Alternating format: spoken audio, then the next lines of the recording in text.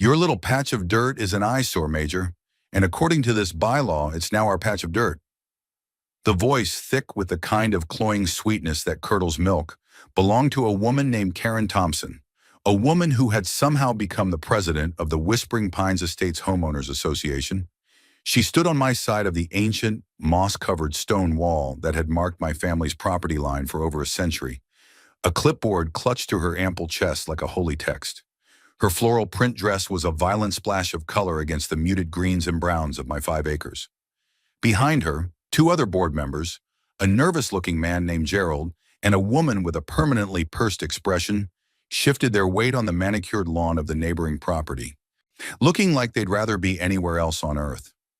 I was on my knees turning the soil in my late wife's rose garden, the scent of damp earth and memories clinging to the air.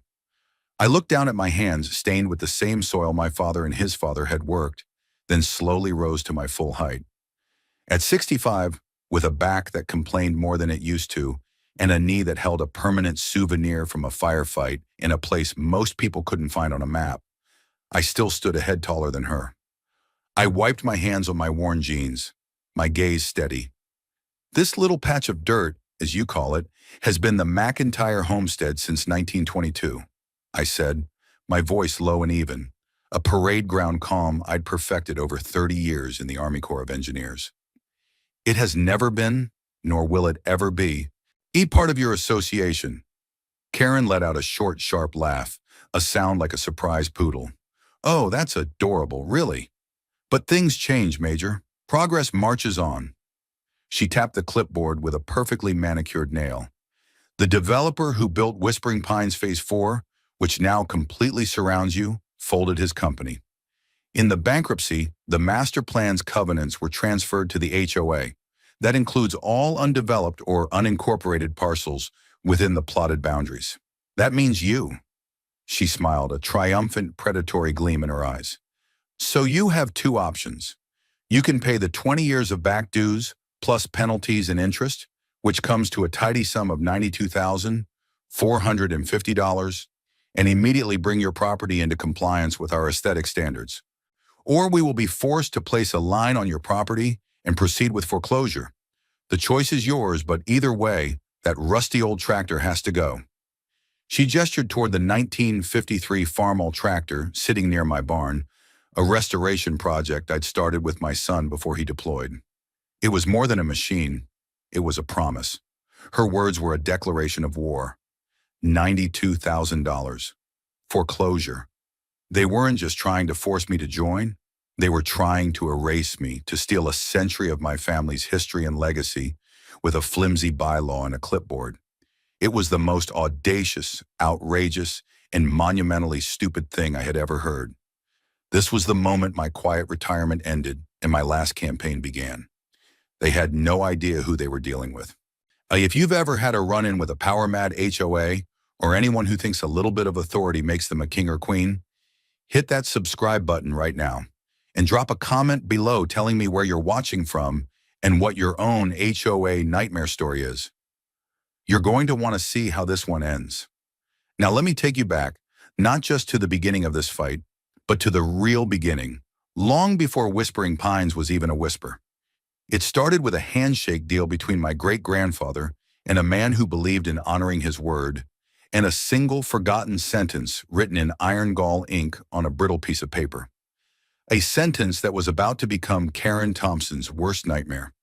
I walked back into the cool dimness of my house, the screen door slapping shut behind me, home to the echo of her threat still ringing in the air. I could feel the rage, a cold, hard knot tightening in my gut, but I pushed it down. Rage was a fuel, but it burned too hot, too fast. For this, I needed a slow burn. I needed strategy. I went to the old roll-top desk in my study, the one that had belonged to my grandfather, and pulled a long metal tube from the back of the bottom drawer. The air hissed as I unscrewed the cap.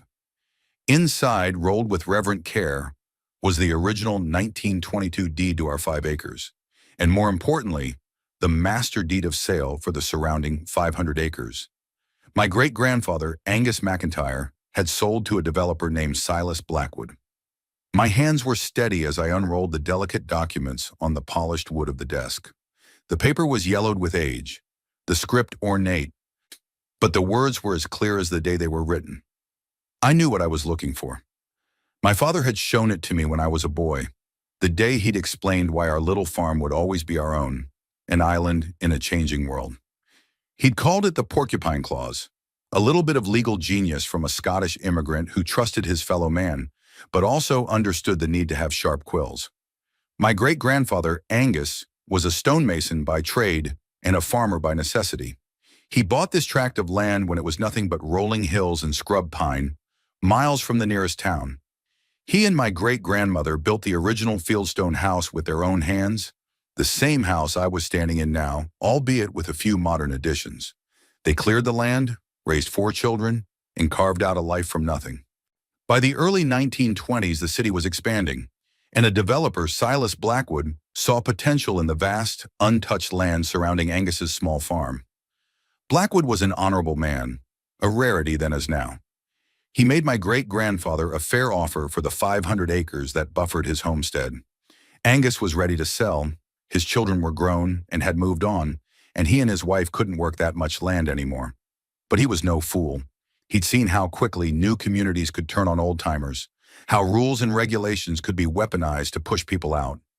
He agreed to sell on one condition, a condition he had his lawyer, a shrewd old country attorney, draft into the deed of sale itself, embedding it so deeply into the legal DNA of the land that it could never be removed.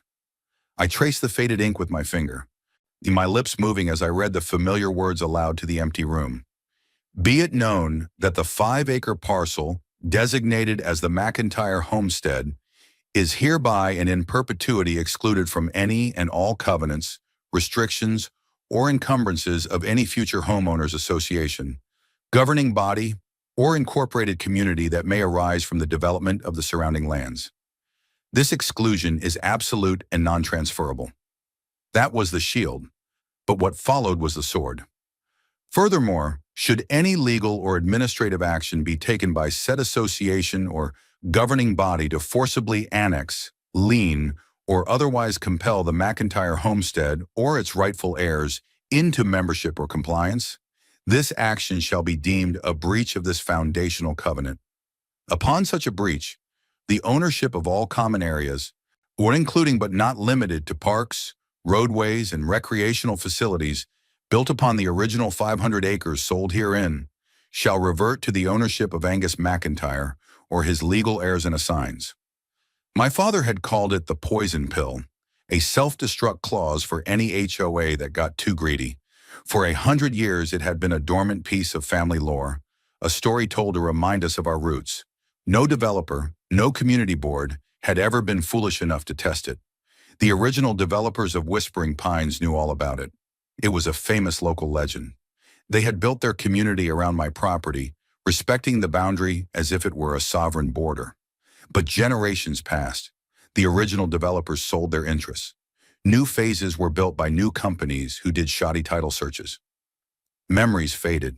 And then came Karen Thompson, a woman with no sense of history, armed with a misplaced sense of authority and a 3-ring binder. She hadn't just poked the bear, she had marched into its cave and tried to steal its bed. My anger had cooled now, replaced by a cold, crystalline certainty. This was not a negotiation, it was a tactical problem, and I was very, very good at solving tactical problems. I picked up the phone and dialed my daughter, Sarah.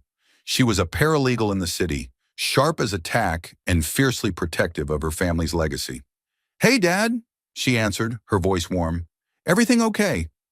"Everything's fine, sweetheart," I said, the calmness in my own voice surprising me. "But I need you to come out to the house this weekend and bring your work brain. The Whispering Pines HOA just declared war, and I think it's time we showed them the terms of surrender." The first volley from Karen's HOA arrived 2 days later, not by courier or certified mail, but slapped onto my front door with a piece of cheap tape that peeled the paint. It was a notice of violation printed on garish pink paper. My crime, according to bylaw 7.4a, was unmaintained landscape, specifically the dandelions dotting the patch of grass near the road. The fine was $50, with a stern warning that it would double every week it went unpaid. It was petty, it was absurd, and it was exactly what I expected. This was the opening salvo of a siege designed to wear me down, to annoy and harass me into submission. I peeled the notice off the door, took a high-resolution photograph of it next to today's newspaper, and filed it in a new binder I had labeled HOA correspondence. Then I went outside, not with a weed puller, but with my digital camera. I took detailed, time-stamped photos of the dandelions from multiple angles. I took photos of the healthy green grass around them. I took a wide shot showing the insignificant patch in the context of my 5 acres of rolling pasture and woods. Then I went to my desk and drafted my first official response. I was a major, and I knew how to handle paperwork. My letter was polite, formal, and utterly dismissive. It stated, "Regarding your notice dated date, please be advised that the property at my address is not subject to the jurisdiction of the Whispering Pines Estates Homeowners Association. All further correspondence of this nature will be considered harassment." I didn't mention the deed. Not yet. Phase 1 of my operation was to establish a clear, documented pattern of their overreach and my refusal to acknowledge their authority. You don't reveal your trump card at the beginning of the game. You let your opponent overcommit their forces, confident in their own strength, and then you spring the trap. I mailed the letter via certified mail with a return receipt requested. The cost was a few dollars, an investment in the mountain of evidence I was building. A week later, another pink slip appeared. This time, it was for the old stone wall itself. Violation of Bylaw 9.2c, unapproved fencing material. Apparently hand-laid fieldstone, the very material my house was made of, a wall that had stood for a century, was not on their approved list of vinyl and aluminum fencing. The fine was $100. Again, and I photographed the notice, filed it, and took detailed pictures of the wall, capturing the beautiful time-worn patina of the stones, the moss growing in the crevices, a testament to its age and permanence. I sent another certified letter, identical to the first. This pattern continued for the next 2 months, a farcical parade of violations.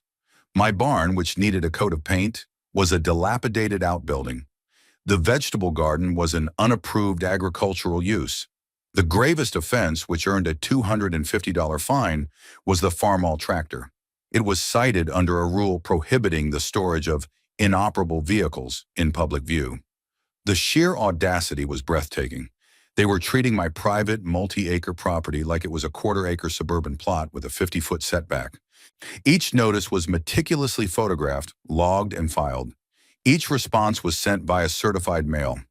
The stack of green return receipt cards grew on my desk, each one a small brick in the wall of my defense. My daughter Sarah came out every weekend. We'd spread the documents across the big oak dining table, her sharp legal mind organizing the chaos.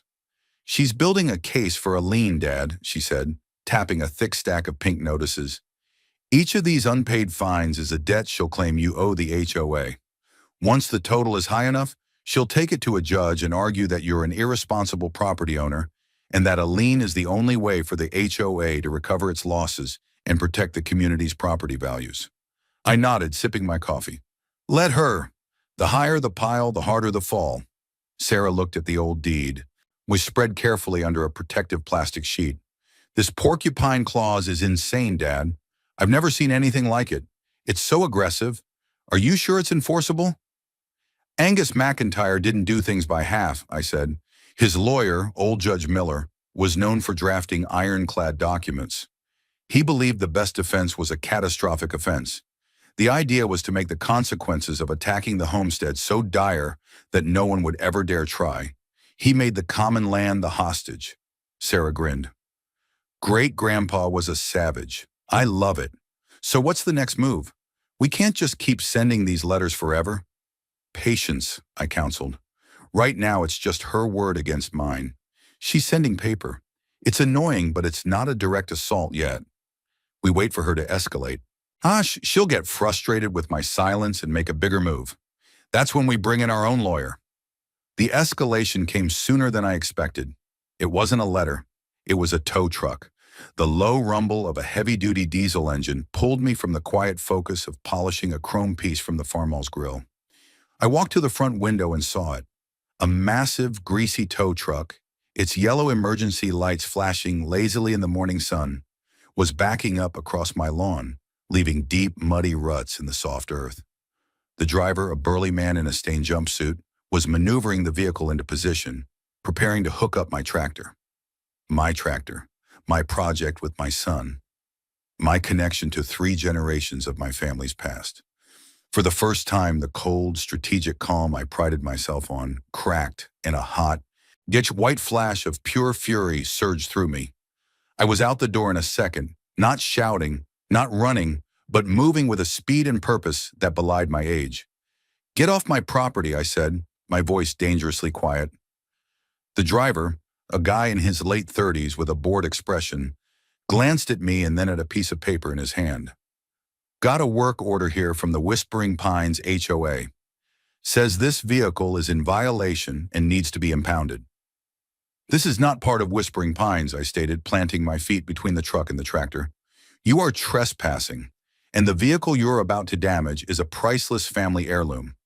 I suggest you get back in your truck and leave before this gets complicated." Just then, a golf cart, the unofficial chariot of HOA tyrants everywhere, zoomed up my driveway.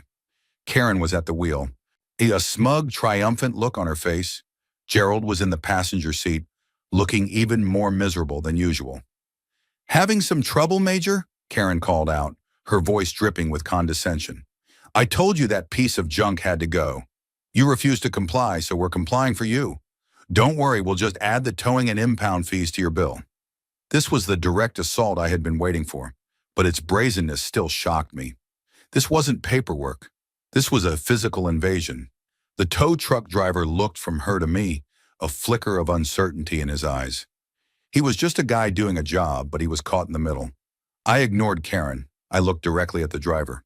"Son, what's your name and the name of your company?" He hesitated. It's Rick, from Lakeside Towing." "Okay, Rick," I said, pulling out my phone. "I'm going to give you one last chance to avoid a world of trouble. You're on private property, attempting to seize a private asset without a court order. That's a crime. Your employer is now liable for damages to my lawn, and if you so much as scratch the paint on that tractor, the liability will be more than your company is worth. I am now calling the sheriff." Karen scoffed. "Go ahead. We've already cleared it with them. They know we're enforcing our community bylaws." Her arrogance was her undoing. I dialed 911. "Yes, I'd like to report a vehicle theft in progress and trespassing at 1522 Old Mill Road," I said, my voice clear and firm. "The man's name is Rick, from Lakeside Towing. He is being directed by a woman named Karen Thompson of the Whispering Pines HOA, who is also trespassing." I could see the color drain from Rick's face. The words vehicle theft have a way of getting a person's attention. Karen, however, was doubling down. "He's bluffing! Hook it up, Rick!" But Rick was frozen, looking at my phone, then at my face, where he apparently saw something that made him reconsider his life choices. He slowly raised his hands. "Whoa, whoa. Ma'am, if he's calling the cops, I'm not touching anything until they get here. I'm not getting arrested over some old tractor." 2 sheriff's deputies arrived within 10 minutes. One was a young deputy, the other an older seasoned sergeant named Miller, a man I knew casually from the local VFW. Sergeant Miller took one look at the scene: the tow truck mired in my lawn, the golf cart, a fuming Karen, a pale Rick, and me standing like a statue, and sighed the deep, much weary sigh of a man who knew this was going to be a paperwork nightmare. "All right, what's going on here, Mac?" he asked, using my old nickname. Karen immediately launched into a tirade. "Sergeant, thank goodness you're here. This man is refusing to comply with our community's legally binding covenants. We have every right to remove this derelict vehicle." She thrust her clipboard at him.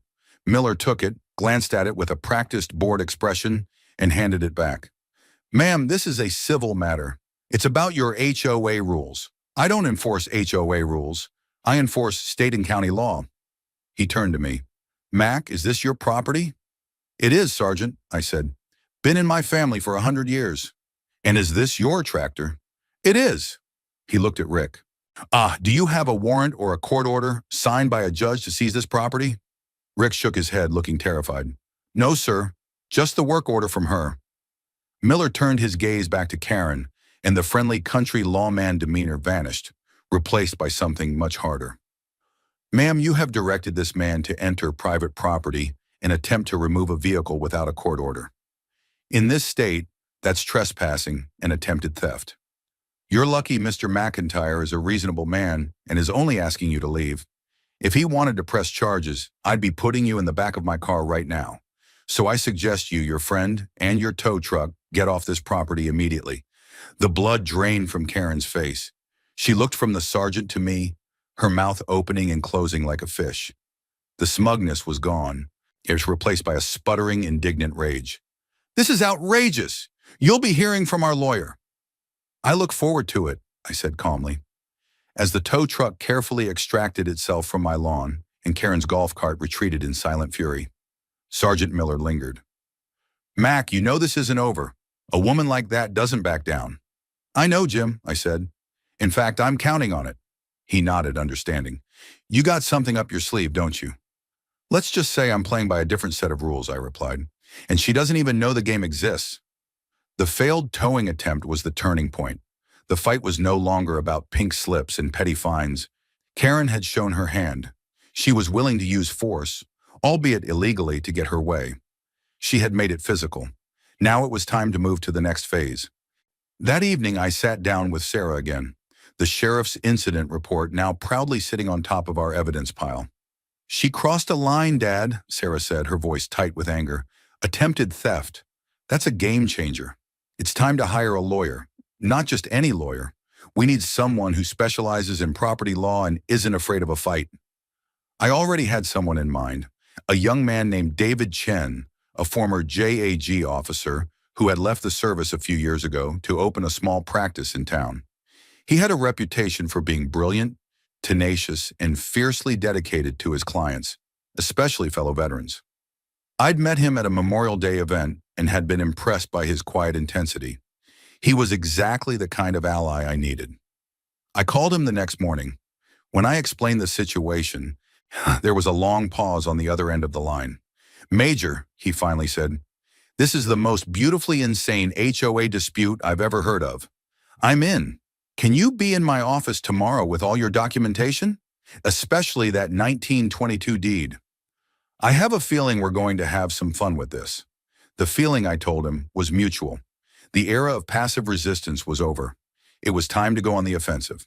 David Chen's office was in a restored brick building downtown, a modern, minimalist space that was a stark contrast to the century-old documents I carried. David himself was sharp and energetic, with a mind that moved as fast as he talked. He was in his mid-30s, with a lean runner's build and eyes that missed nothing. He greeted me with a firm handshake and a wry smile. Major McIntyre, it's an honor. Please, have a seat. Sarah, he nodded to my daughter. Good to see you again. He cleared a large conference table. All right, let's see the arsenal. For the next hour, Sarah and I laid it all out. The binder of violation notices, the certified mail receipts, the photographs, the sheriff's report, and finally the centerpiece. The original 1922 deeds, carefully removed from their protective tube. David listened intently, his expression shifting from amusement at the pettiness of the fines to a grim hardness when we described the tow truck incident. But when he unrolled the old master deed and began to read, a slow grin spread across his face. He read the porcupine clause once, then a second time, and then he leaned back in his chair and let out a low whistle. Oh my, he said, looking from the document to me. This is a work of art. This is a legal masterpiece. Your great-grandfather wasn't just a farmer, he was a Machiavellian genius. So it's solid? Sarah asked, leaning forward. Solid? Sarah, this is a tactical nuke, David said, his excitement palpable. Most deed restrictions are defensive. They prevent certain actions. This one is offensive. It creates a catastrophic consequence for the aggressor. The reversionary clause. My God, if they trigger this, they don't just lose the fight with you, they could potentially lose ownership of all their common areas. The roads, the little park with the gazebo, the community pool, everything. He started pacing the room, thinking aloud. Their lawyer will see this and have a heart attack. The HOA's title insurance would likely be voided because this is a pre-existing recorded covenant. No sane attorney would let them proceed. This isn't just a shield. It's a mirror that reflects the attack back at them, amplified 1,000 times. A wave of relief washed over me, so profound it almost buckled my knees. For months, I had been running on faith in a 100-year-old piece of paper. To have its power confirmed by a modern legal expert was deeply validating. "So what's our play?" I asked. David stopped pacing and planted his hands on the table. "We let them make the next move. Karen's threat was that we'd be hearing from their lawyer. We wait for that letter. We don't fire our big gun until we see the whites of their eyes. When their official legal demand arrives, that's their legal or administrative action. That's what springs the trap. That is the official breach of the covenant." He looked at me, his eyes gleaming. "Ha! And when they breach it, we don't just defend, we countersue. For harassment, for attempted theft, and for quiet title, asking a judge to affirm your exemption in perpetuity, and we file a lis pendens on all their common property, citing the reversionary clause. That will cloud their title and bring their entire operation to a screeching halt. We'll have them dead to rights." The strategy was brilliant. It was patient, precise, and devastating. It appealed to the military planner in me. For the next 2 weeks, we waited. The quiet was unnerving. No new pink slips appeared on my door. No golf carts patrolled my property line. It was the calm before the storm. I used the time to work on the farmal, the rhythmic work of sanding, cleaning, and tuning the old engine, a form of therapy. Each restored part felt like a small victory, was a reclamation of my peace. Then the letter arrived. It was from a prestigious downtown law firm, Slate, Harding, and Finch. It was thick, heavy, and reeked of expensive stationery. The language was dense with legalese, but the message was simple. It was a formal demand to immediately pay the accumulated $98,000 in fines and back dues, cease all unapproved activities, and sign an accession agreement to join the HOA. It stated that if I failed to comply within 30 days, they would file a lawsuit to foreclose on my property. This was it, the official legal action. They had walked right into the kill zone. I scanned the letter and emailed it to David. His reply came back in less than 5 minutes.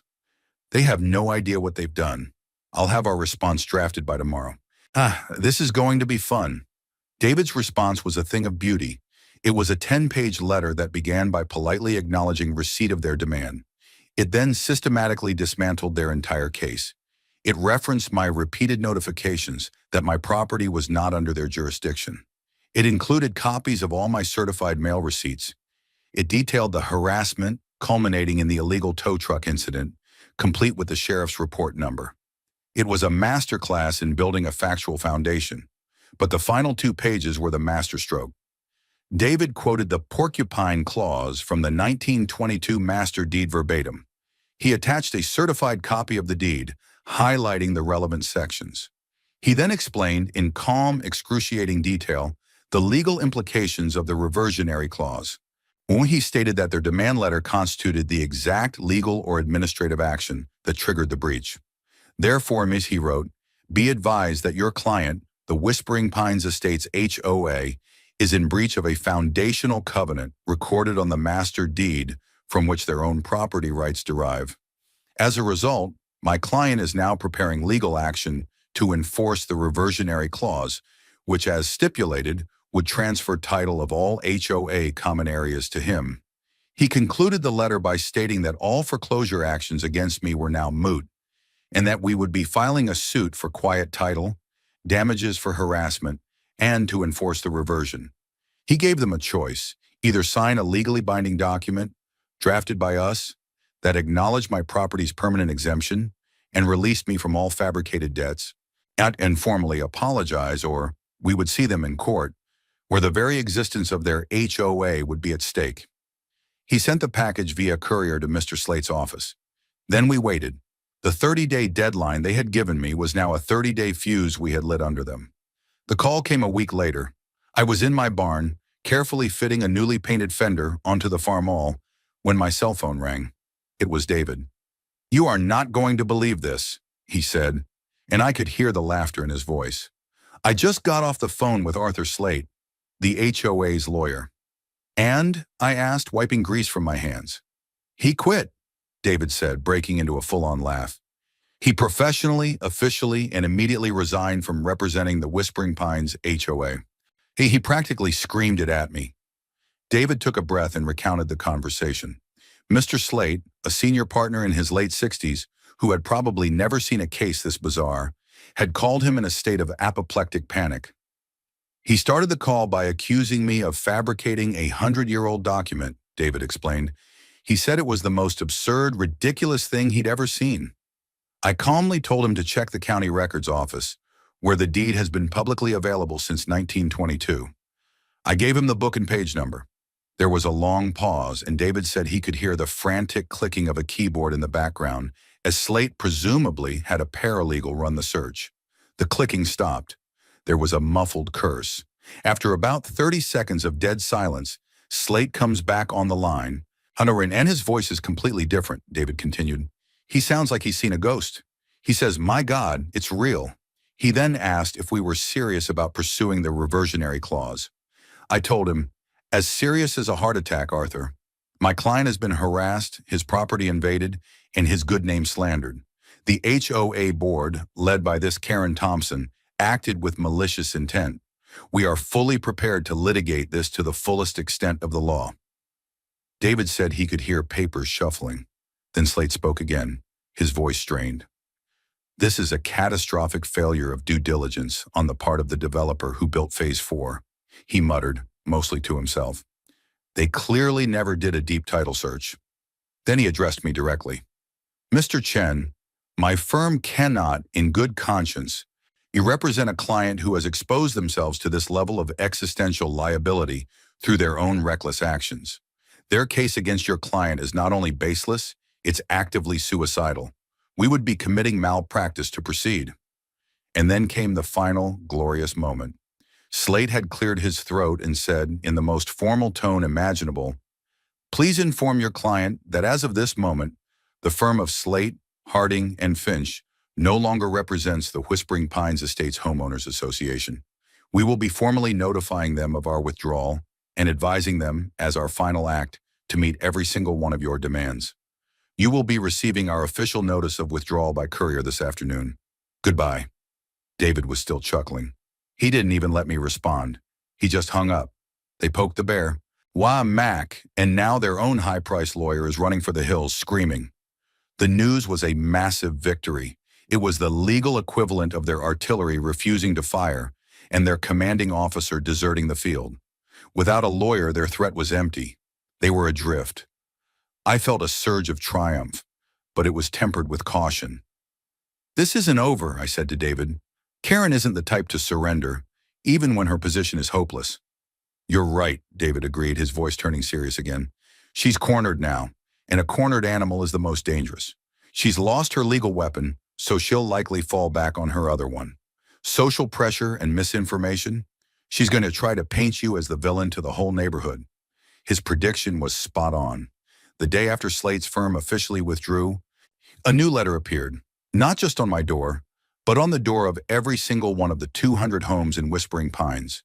It was printed on the HOA's official letterhead, signed by Karen Thompson, president.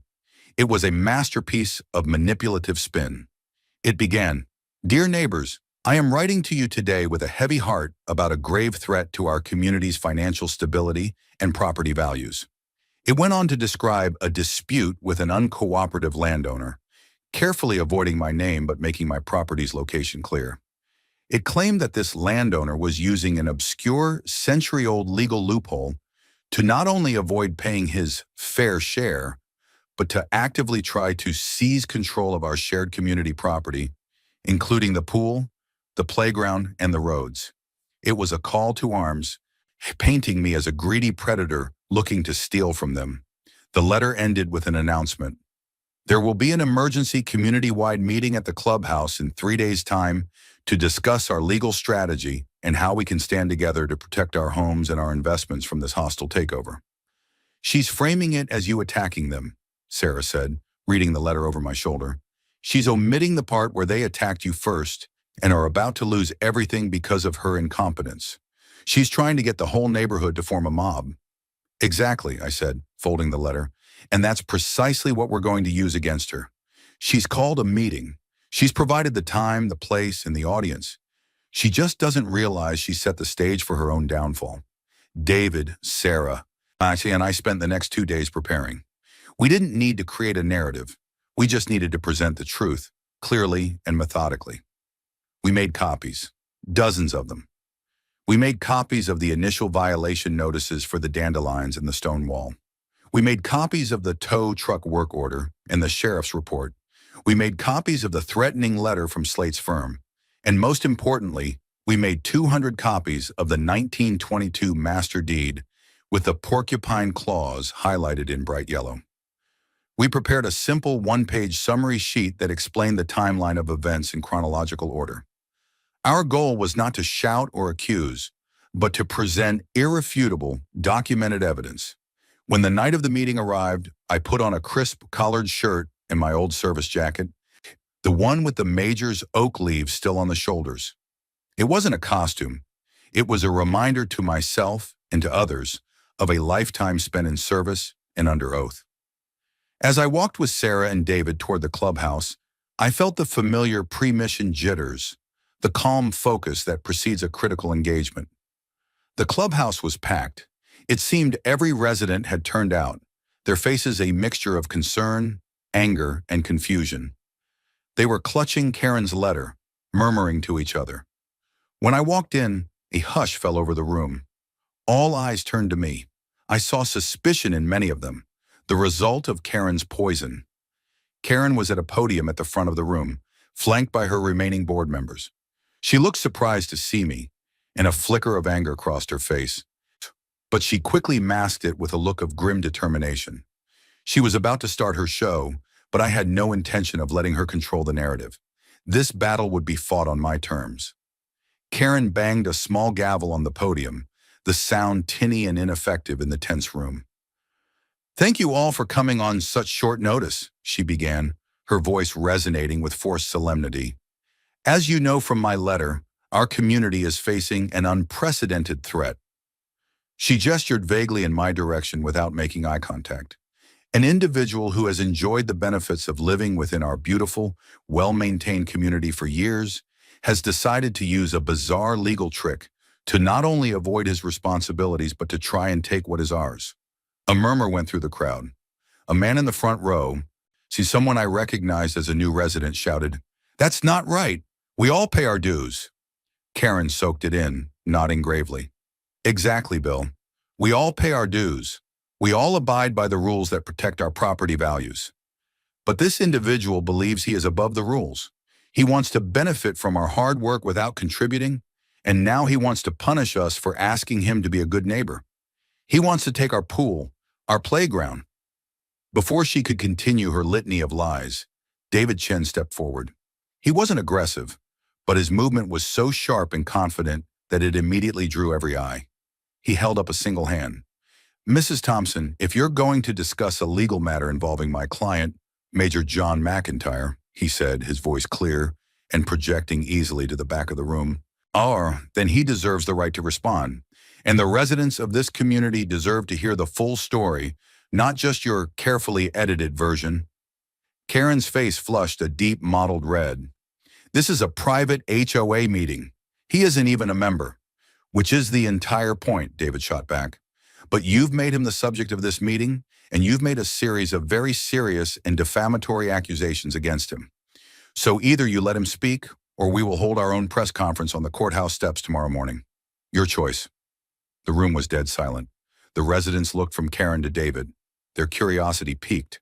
They had come for a fight, but this was already more dramatic than they'd expected.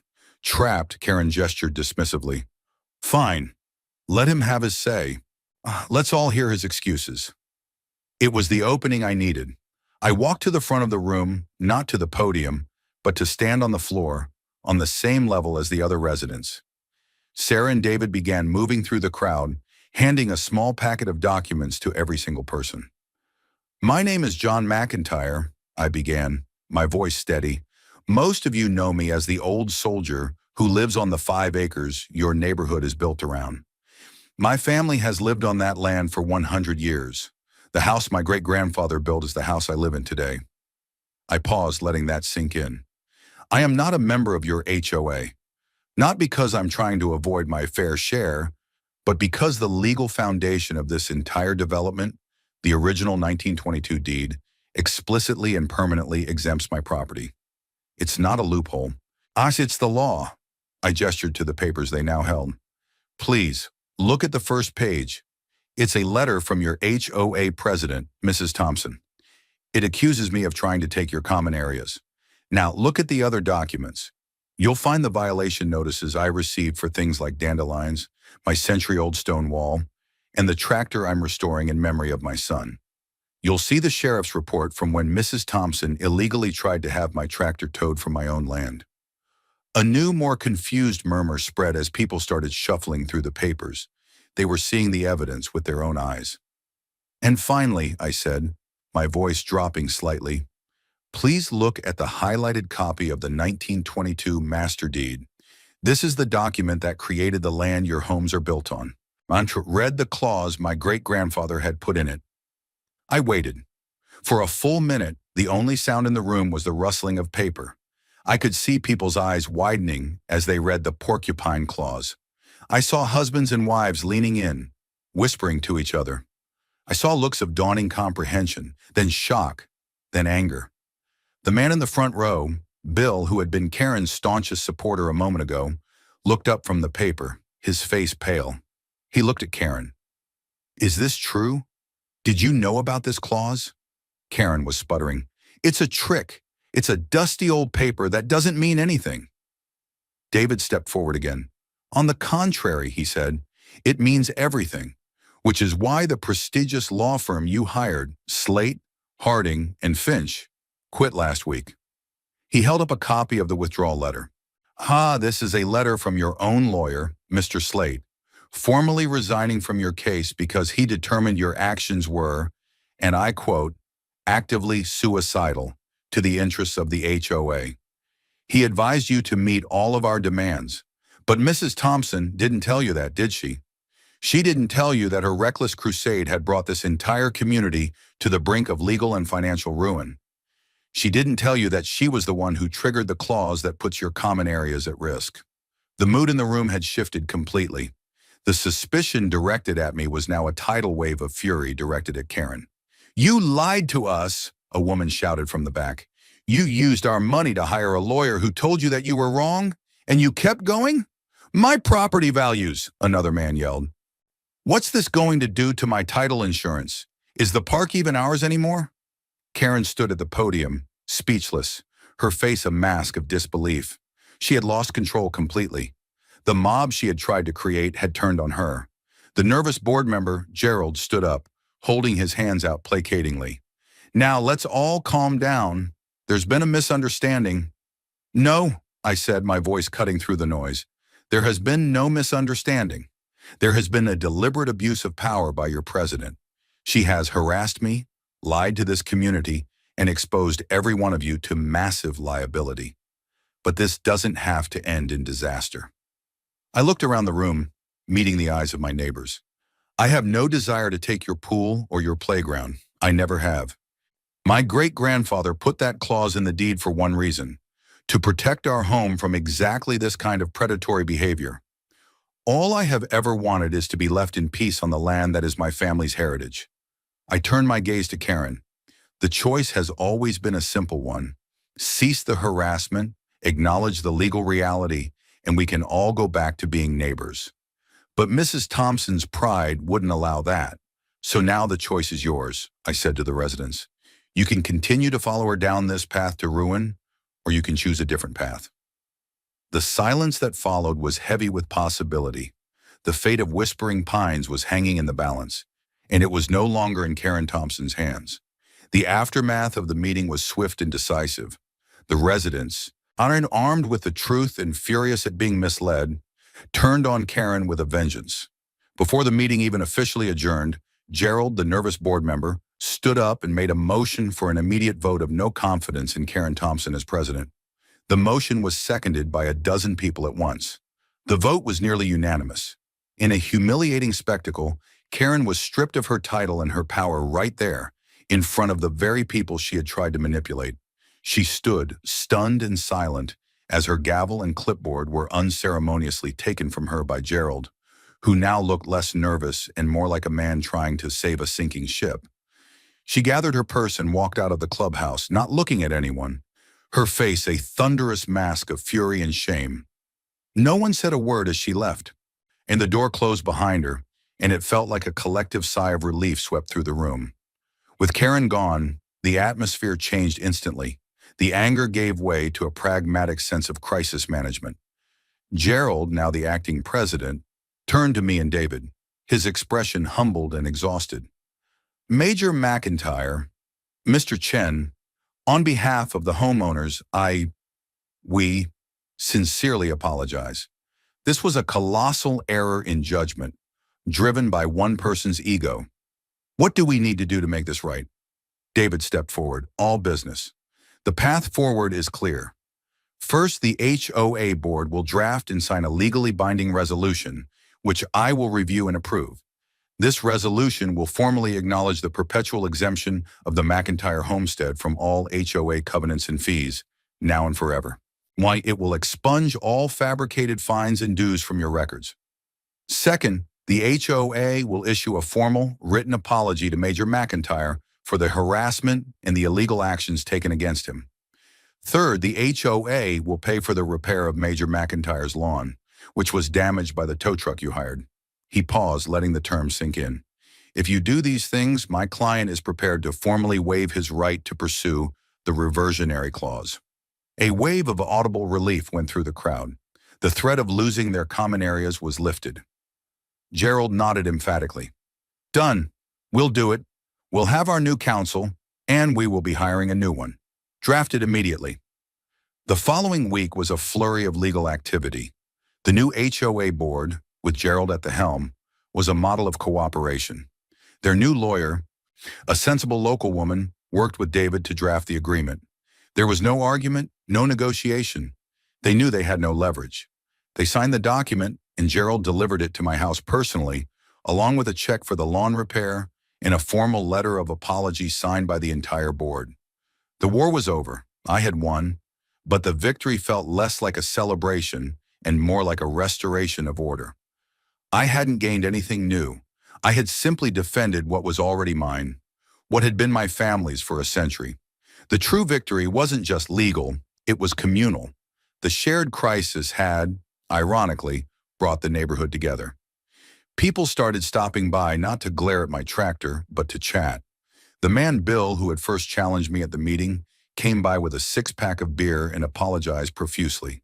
"I feel like such an idiot," he said, standing by the old stone wall. "She really had us convinced you were the bad guy." "Propaganda is a powerful tool," I said simply. "The important thing is to seek out the facts." We ended up talking for an hour about his time in the Navy and my time in the Army. A few days later, another neighbor, a young father, brought his son over to see the farm all. The boy's eyes were wide with wonder at the old machine. "My grandpa had one just like this," the father said. "I haven't seen one up close since I was a kid." I spent the afternoon showing them the engine, explaining how the magneto worked, and even let the boy sit in the driver's seat. A connection was being forged, one based on mutual respect rather than suspicion and bylaws. The neighborhood was healing from Karen's toxic influence. Speaking of Karen, the final act of her downfall was a quiet, almost pathetic affair. About a month after the meeting, a for sale sign appeared on her lawn. The house sold quickly. I was out in my front yard on a Saturday morning, putting the final touches on the farm all, a fresh coat of bright red paint, the chrome grille gleaming in the sun, when a moving truck pulled up to her house. I watched for a time as the movers loaded boxes and furniture. Late in the afternoon, Karen herself emerged. She got into her car, not the golf cart, and drove down the street. As she passed my house, she slowed down. Our eyes met through her car window. I was standing beside the fully restored tractor, a symbol of everything she had tried and failed to destroy. I didn't smile. I didn't gloat. I simply held her gaze, my expression neutral. In her eyes, I saw a flash of the old bitter anger, But it was hollow now, defeated. She pressed the accelerator and sped away, leaving Whispering Pines for good. I took a deep breath of the clean country air. The scent of cut grass and diesel from the tractor filled my senses. My son was due home from his deployment in 2 weeks. I couldn't wait to show him we had finished our project. I had defended our land, I had honored the legacy of my great-grandfather, and I had learned that sometimes the best defense is a 100-year-old piece of paper and the patience to let your enemy destroy themselves. The community, once a source of conflict, was now becoming a real community, one neighbor at a time. Justice wasn't just about winning a legal battle, it was about restoring peace and integrity, not just for myself, but for the very place I called home.